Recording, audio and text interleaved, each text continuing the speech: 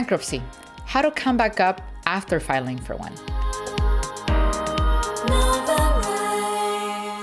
Hello everyone, and welcome back to another episode at Novarise Invest, your channel for financial education. So today we're going to talk about bankruptcy. We have a special guest who graciously agreed to come to our program to share her experience going through bankruptcy, filing for one, and share the tips that she implemented to rebuild her credit back up. And she is now a very successful real estate investor. Now, this episode was created for two types of individuals. One, the ones who recently filed for bankruptcy and are looking for ways to rebuild their credit back up. And two, this episode was also created for those who are considering filing for bankruptcy, but are unsure if that's the right path for them because they don't know if there's a future after filing for bankruptcy. So in today's video, our guest is gonna share with you everything she went through, everything she knows, and help you demystify some of the concerns that you have about bankruptcy and prove to you that there is a life after filing for one, and it could sometimes even be better than the prior one that you had. So let's get started. Before we start, let me remind you to subscribe to this channel and hit the notifications button. And here we are with our amazing guest, Gladys Peralta. Gladys, welcome to our channel today. Thank you, Lucelia, for having me here. Very excited with this new information. It is an honor for us to have you here as well. So let's get started. Now, we mentioned at the beginning of the video that this content is created for those who already filed for bankruptcy and are trying to figure out if there's life afterwards, but it's also targeted for those who are considering going through bankruptcy, but they don't know what to expect. So Gladys, can you walk us a little bit through the process of filing for bankruptcy and what can people expect from that interaction? Sure, Lucelia. So bankruptcy is always looked at like, how do I start, right? So one of the things that is very important for people to begin to do is kind of be able to collect all their information that they're going to be able to present during their filing. Part of that would be being able to get their tax returns for at least the past 2 years, the proof of income, their bank statements, and all their debts, like their credit card statements, all their debt statements. And then they're going to want to find a bankruptcy lawyer. When you meet the bankruptcy lawyer, they will determine, based on the information that you're providing, the type of bankruptcy that you would be qualifying for if you qualify, and then some of the requirements that you would need to meet. For instance, going for credit counseling before going to the courts to file for your paperwork. And that actually is the next following step. Once all that information is gathered and you've completed the credit counseling course, then the actual filing will be conducted in the courts of the city and state that you're residing in. Thank you, Gladys. That was very insightful. Now, let's assume somebody comes in and files for bankruptcy. What should they do immediately after that? Should they wait? Should they start taking action right away? Like, what would you say will be the right path, or whatever path that worked well for you? Like, could you share that, please? Thank you, Lucelia. Good question. So yes, so the most important thing is to be able to take the credit counseling information that is taught. And there are three factors that is reviewed. One is how to build your credit right after. The other one is creating a budget. And the third one is learning how to build an emergency fund. With this information, you can immediately begin to create your credit profile, even though you've just filed for bankruptcy. I think in my experience that people should wait at least 2 months and use these 2 months to be able to know how much they're coming home with and how much they need to spend on a monthly basis. And once they've been able to determine this, they can begin to going out to reestablish their credit. Part of reestablishing their credit would mean being able to see what's the most available information for them. Thank you, Gladys. That was quite helpful. Now, is it difficult to come back after a bankruptcy? Like, how tough it is or easy it is to rebuild their credit after that? Well, this will depend on any and every individual, right? What are their resources? Do they have someone that they can go to that has good credit that they can be used as an authorized user? Do they have someone that can help them co-sign on a loan? If these things are not available to them, not all comes to an end. They have the opportunity of being able to leverage secured credit cards. Thank you, Gladys. So it seems that even after you file bankruptcy, there are options out there. So if you have someone close that you can trust, you can definitely ask them to let you be an authorized user. But if not, there's always the option of leveraging prepaid business cards. And I think even up to a certain point, I've heard about leveraging services that will help you report how timely are you paying your bills, whether it's your cell phone, whether it's your electric bill, your gas bill. So there are third parties out there that can help you start reporting all of that. And so my question to you is, how soon can you start doing all of that? Like, do you need to get the okay from a judge, from your attorney to do that? Or can you just file for bankruptcy today and then literally once you get your bankruptcy paperwork, go home and just go and request a prepaid credit card? Like, how does that work in terms of how soon do you take action? Good question.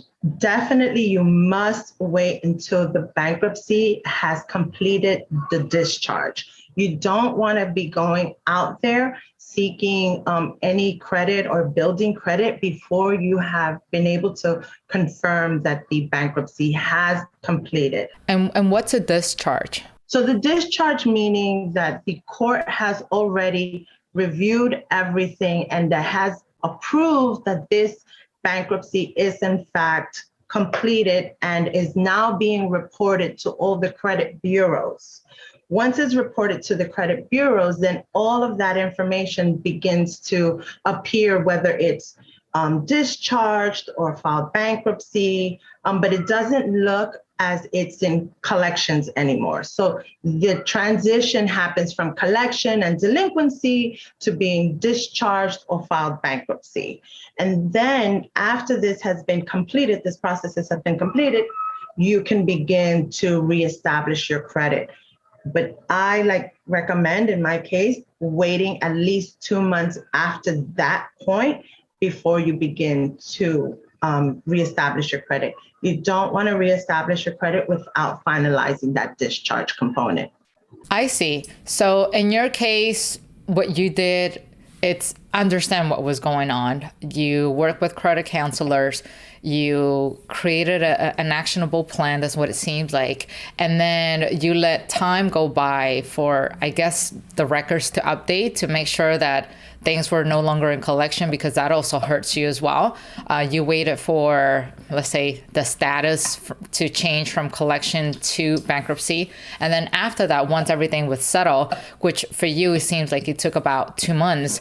I'm sure depending on the individual or the state that they're in, it could take 2 months. Sometimes it could take a little bit longer for things to appear on the records. But let's say in your case, it took 2 months. Then after that, once you see that everything is looking the way it's supposed to be looking, that's when you started to work on rebuilding your credit, right? That's correct. Great. Thank you. Now, you invest in real estate. You invested in our program. You built your credit back up again.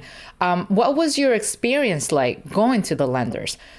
Were they difficult to deal with? Did they automatically disqualify you? How was the transition into that? But before we do that, if you're enjoying this episode, do not forget to hit the like button right here so you can help this episode rank and help others like you looking for information of this kind. Well, interestingly for me enough, the bankruptcy had already dropped. However, I do know that there are programs out there that even if your credit profile indicates that you have a bankruptcy, we have HFA loans where people and individuals can apply for even though they've had bankruptcy. Now, if you have filed for bankruptcy, you should wait at least 2 years before filing for an FHA loan. But one of the things that I came across through applying for a mortgage was I needed to put a written statement as to why I had previously had filed for bankruptcy and explaining what I've done to remain out of bankruptcy and how I'm managing my credit now. Banks don't want to take a risk, but they are in the business of making business. So they don't want to push you away. They do want to work with you, but you have to be able to prove that you have been trying very hard to maintain a good establishing credit. And something that I really learned with the program that was detrimental for me is breaking the fear of building my credit. Before I came to the program, I was afraid to have credit increases. And since I've joined the Novarise program, I continue to leverage this information. I went from having 6,000 limits for a long period of time to having over $100,000 in credit limits. And you're doing a great job at managing it as well. Thank you. Yeah. So now, for everyone who's tuning in, do you have any advice on best practices, not only on how to rebuild their credit back up, but also how to maintain it in the long run? Because you seem to have done that long term. We've known you for what, I think 3 years at this point. So even before that, you have already built your credit on your own to a point where it was strong enough that you even purchased a property before you joined the program. So I'm sure you have lots of tips that you can share with everybody here, and hopefully it will help them navigate the bankruptcy process a lot better. So these are 3 important factors for me. One is building and increasing your credit limits. You want to be able to show the banks that you can be very versatile having and managing large amounts of credit limits. That's one. But the second important thing would be understanding your debt to income ratio. It doesn't matter that I have $100,000 in credit limit if my income is only $50,000. And if I'm maximizing 30% of that, that's $30,000. So if I don't understand what the debt to income ratio is, that can impede a bank or a lender wanting to lend me any money. So understanding your debt to income ratio is very important.